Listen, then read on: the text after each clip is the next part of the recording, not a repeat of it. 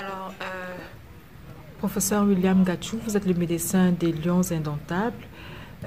Lorsque la liste de 23 a été rendue publique, il s'est avéré au final que plusieurs joueurs ont été, j'ai envie de dire, disqualifiés du fait de leurs blessures pour la suite de la compétition.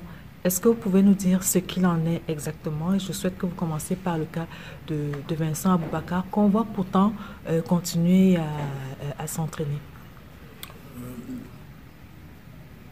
Comme vous le savez, Vincent Aboubakar a été victime il y a environ 7 mois d'une rupture des ligaments croisés du genou gauche, pour lequel il a subi une grosse intervention chirurgicale à Porto.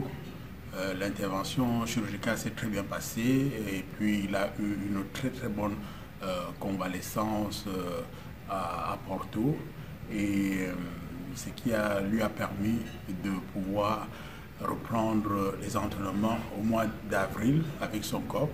Il a même également eu l'occasion de jouer 2 matchs, mais en partie. Le premier match, il a joué environ 10 minutes, et le deuxième match, il a joué 15 minutes.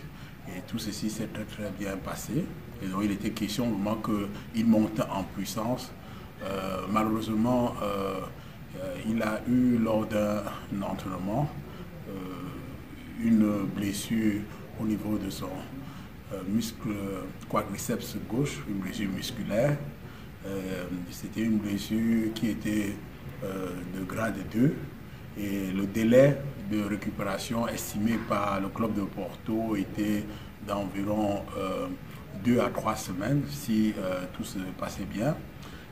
De fait, quand le coach a sorti la première liste des préconvoqués, j'ai eu une discussion avec le staff médical du FC Porto, et nous avions décidé donc qu'on pouvait sélectionner Abaka Vincent, présélectionné, avec espoir qu'il puisse être opérationnel pendant le stage en Espagne ou à Doha. Donc dès que Vincent est arrivé, nous avons continué le travail qui avait été engagé par l'équipe de Porto.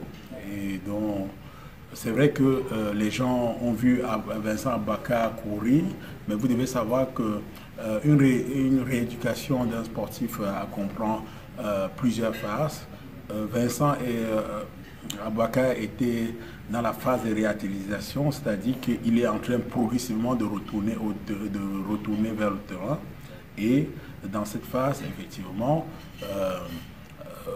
le joueur doit commencer à avoir des sensations dont on fait toucher le ballon au joueur, mais vous devez savoir que ça se fait de manière progressive. Certes, Vincent Aboubakar touchait au ballon, on l'a vu aux entraînements toucher au ballon, mais il ne pouvait pas encore faire des accélérations, tout simplement parce qu'il y a une IRM de contrôle que j'ai faite aussi avant de partir de l'Espagne pour voir l'évolution de la cicatrisation. Malheureusement, quand on a fait cette IRM, on a vu que les délais de récupération définitive, dont les délais étaient d'environ encore 2 à 3 semaines avant qu'il puisse reprendre l'entraînement avec le groupe. Et quand vous comptez bien, ça veut dire que forcément, il aurait manqué le premier tour et peut-être même les huitièmes de finale. Et donc, après discussion avec le staff médical du FC Porto et discussion avec le joueur lui-même, nous avons pris la décision. Le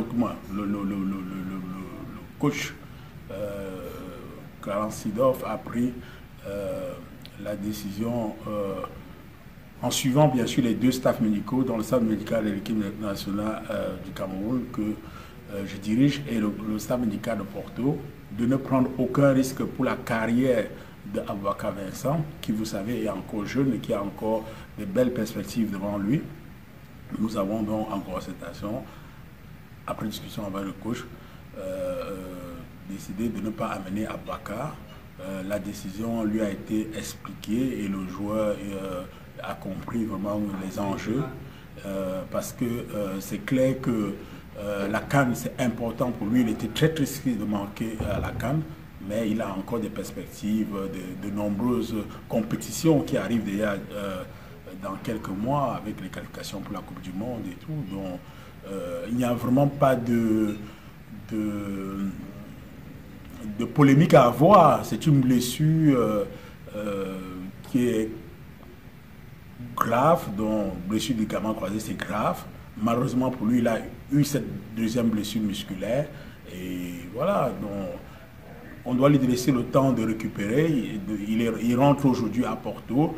Nous sommes en collaboration avec le staff médical du FC Porto. Nous pensons que d'ici environ un mois, Vincent Aboubakar sera à nouveau prêt à défendre les couleurs du FC Porto et dès le mois de septembre à défendre les couleurs du Cameroun dans le cadre des éliminatoires de la Coupe du Monde 2022. Et qu'en est-il des autres joueurs? On a également eu le cas de Jean-Pierre Samé qui a fait couler beaucoup d'encre et de salive. Oui, bon, la blessure fait partie du football, particulièrement encore du sport de haut niveau. Donc tous les joueurs, les athlètes qui s'entraînent au niveau du haut niveau, qui compétissent au niveau du haut niveau, sont toujours à risque de blessure. Donc la blessure, c'est les gens polémiques, mais on doit intégrer le fait qu'un joueur, un sportif, tout court, et la blessure, ça fait partie de la vie. En moyenne, quand vous regardez les études, un sportif de haut niveau a en moyenne entre 3 et 5 blessures graves pendant sa carrière. Donc ce n'est pas quelque chose d'extraordinaire, une blessure chez un sportif. Malheureusement, quand ça arrive avant une compétition aussi importante, c'est vrai que ça peut faire couler de l'encre, mais c'est quelque chose d'assez banal dans le monde du sport de haut niveau. Donc, pour revenir précisément au cas de Jean-Pierre Samé, il a effectivement eu une douleur au niveau du mollet lors du match amical que nous avons disputé, premier match amical que nous avons discuté en Espagne. Et c'est les bilans contre la Zambie. Contre la Zambie, oui, et le bilan que j'ai fait réaliser, notamment une IRM que j'ai fait en urgence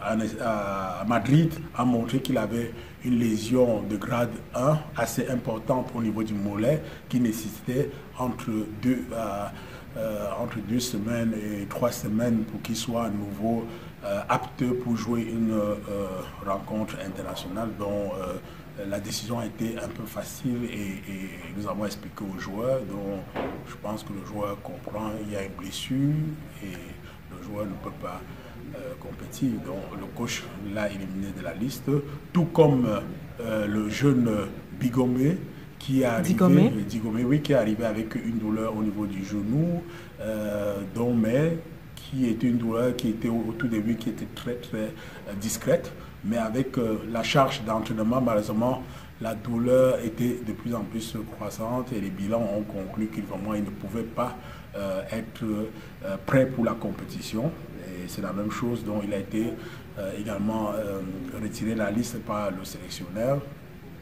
Le dernier cas de blessure, l'avant-dernier, oui, c'est le joueur Castelletto qui malheureusement aussi s'est blessé lors d'une séance d'entraînement, une lésion musculaire au niveau des ischio-jambiers qui a été confirmée par une échographie réalisée. Donc la lésion ici nécessitait pour lui autour de 2 à 3 semaines, et donc le coach ne pouvait pas prendre le risque d'amener un joueur avec une blessure. Donc, et enfin, nous avons Jando, le cas de Jando. Oui, Jando, vraiment, c'est un cas malheureusement un peu différent parce que Jando, lui, il a été blessé au mois de mars. Il a eu une fracture au niveau du métatarse du pied.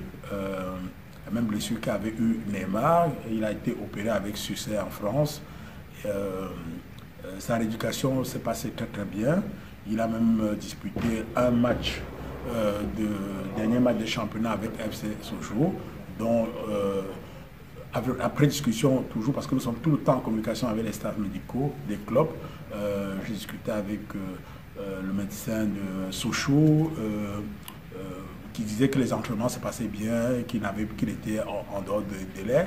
Quand il est arrivé en stage, il y a également eu, avant de le mettre au terrain, sur le terrain, un scanner qui a été réalisé par notre staff médical, qui a montré que la consolidation était déjà effective à pratiquement 90%, ce qui nous a donné la permission de pouvoir l'autoriser à reprendre les entraînements. Malheureusement, après le premier match qu'il a disputé contre la Zambie, il y a eu une grosse réaction au niveau du pied, donc une inflammation importante avec des douleurs qui ont fait à ce que on refasse le point et que nous décidions de le laisser au repos et de ne pas prendre un risque avec lui pour une compétition aussi difficile que la Coupe d'Afrique des Nations. Toutes ces décisions sont déjà pour préserver l'état physique des joueurs, parce que tous ces joueurs sont jeunes, ils ont encore les longues carrières devant eux, donc on ne peut pas risquer, parce qu'on veut aller à une compétition, risquer la santé des joueurs. Et aussi, vous ne devez pas oublier qu'au niveau du Cameroun, c'est vrai qu'on polémique parce qu'il y a des joueurs qui ne partent pas. Qu'aurait-on dit si on amenait des joueurs qui avaient des blessures? Vous vous souvenez de la jurisprudence 2014 et toute cette polémique avec des joueurs amenés blessés au niveau de la Coupe du Monde au Brésil. Donc c'est clair que notre staff médical veille à cela, et puis avec le coach, comme le staff médical, veut amener les joueurs qui sont prêts pour discuter les rencontres. C'est clair qu'une blessure peut toujours arriver quand la liste est définitive ou bien quand on aura commencé les compétitions. Là, on n'y peut rien, mais c'est clair qu'on veille à ce que tous les joueurs que nous amenions à la Coupe d'Afrique des Nations soient prêts sur le plan physique, sur le plan mental, qu'ils soient en tout cas compétitifs. Merci.